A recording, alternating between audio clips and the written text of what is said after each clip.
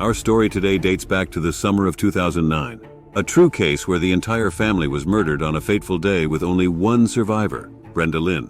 Brenda's siblings, Henry and Terry, who were only 12 and 9 years old, were brutally beaten to death on July 18, 2009, together with their father, Min Lin, 43-year-old mother Yun Lin, and Aunt Irene.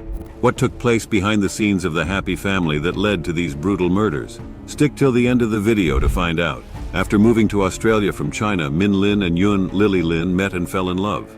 It was a classic tale of immigrants working hard day and night to provide their kids with a brighter future. They developed their North Epping news agency into a hugely successful business with a yearly revenue of $1 million. The community loved the Lins. The Lin family was close-knit. Irene, Lily's sister, helped with the care of her niece and nephew, and shared a home with Lily. Brenda, 15, was the oldest of her siblings, followed by Henry, 12, and Terry, 9. Kathy, Min Lin's sister, and her husband Robert Z lived a short walk away from Min Lin's home. They came to Melbourne, Australia for the first time in 2002. Robert chose to pursue a completely different career in Australia after working as an ear, nose, and throat (ENT) expert in China. However, his attempt to open a restaurant in Melbourne was unsuccessful. They relocated to Sydney 3 years later to be closer to Min Lin, Lily, and their family.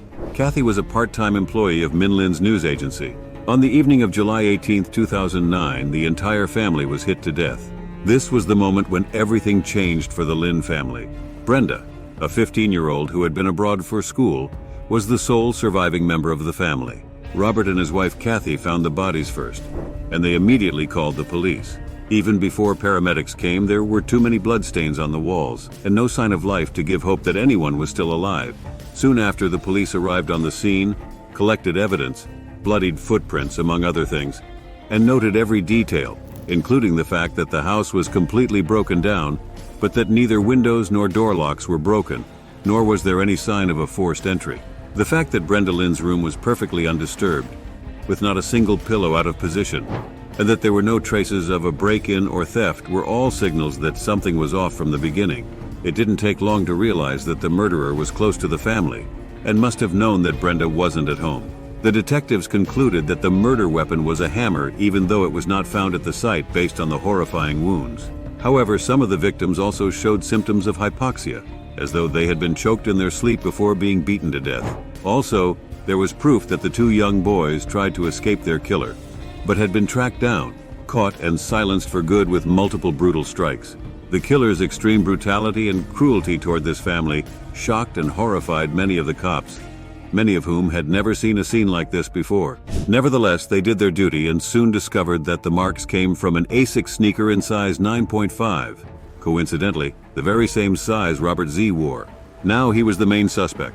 Under hidden cover, a round-the-clock monitoring operation was initiated to trace his movements, both at home and at work, to obtain as much hard evidence as possible to make sure they had a solid case and, of course, that he was their guy.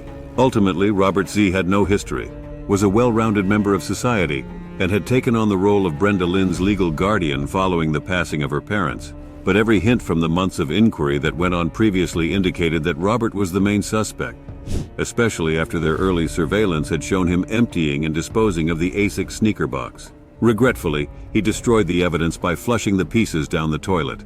This was not a man acting in self-defense. He wasn't even cleaning his garage.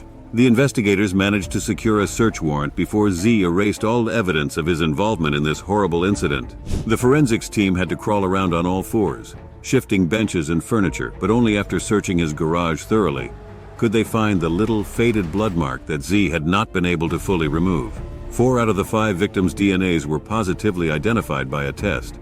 5 counts of murder were brought against Leon B. and Robert Z upon his arrest on May 5, 2011, around 9 in the morning. The trial was postponed multiple times, including once due to the presiding judge's illness. The first trial date was rescheduled for March 17, 2014. It was clear that guilt and jealousy had led to the Lin's murder regardless of his denials of guilt.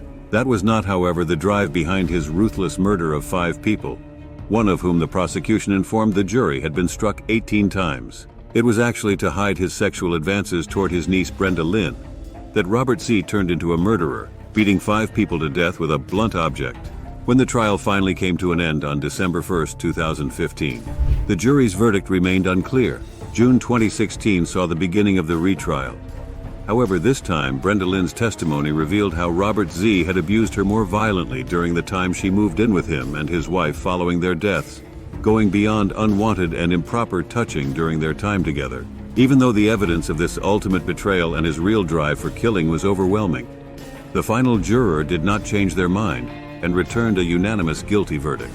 A jury member showed doubt over Robert Z's guilt, and the defense attorney strongly argued whether there was one killer, and if the bloodstain gave enough proof to find Robert Z guilty beyond a reasonable doubt. However, the judge had had enough.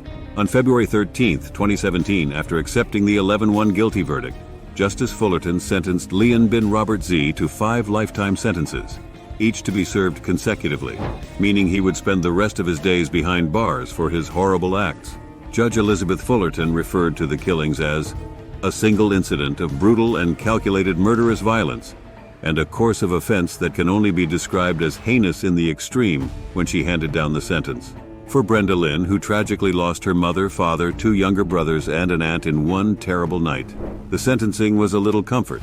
They had all been killed by someone who ought to have been a trusted and close friend, but had instead been a sexual predator who had killed them for the simple pleasure of being able to abuse Brenda Lin whenever he wanted in the privacy of his own home, not out of greed or financial gain. She would now have to live with her grandparents and be separated from her surviving aunt for the rest of her youth due to Robert Z's final act of betrayal. Despite all the evidence and testimony against him, her aunt went on to support her husband, whose guilt and final betrayal had been proven beyond a reasonable doubt. Brenda Lin didn't hug her father or say anything to him the last time she saw him. In 2009, as Brenda was getting ready to board a plane on the excursion to New Caledonia, she noticed her friends bidding goodbye to their families by kissing at the departure gate. Being a prideful teenager, I did not say anything to my dad. I just stood there awkwardly and thought to myself, it is just going to be a week, I am going to see them again really soon. Ms. Lin testified her Uncle Robert Z's sentencing trial. Ms. Lin explained to the court in her victim impact statement how the death of her family had affected every aspect of her life. She has had a really tough time dealing with so much hardship and the sadness of losing someone important to her, especially considering how young she is. Losing her family has had a profound impact on every aspect of her life. She has shown incredible strength and resilience by achieving so much despite the absence of her loved ones.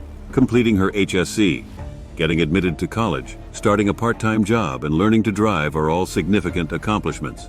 It's clear that her family's support, even though they are no longer physically present, has played a vital role in her journey.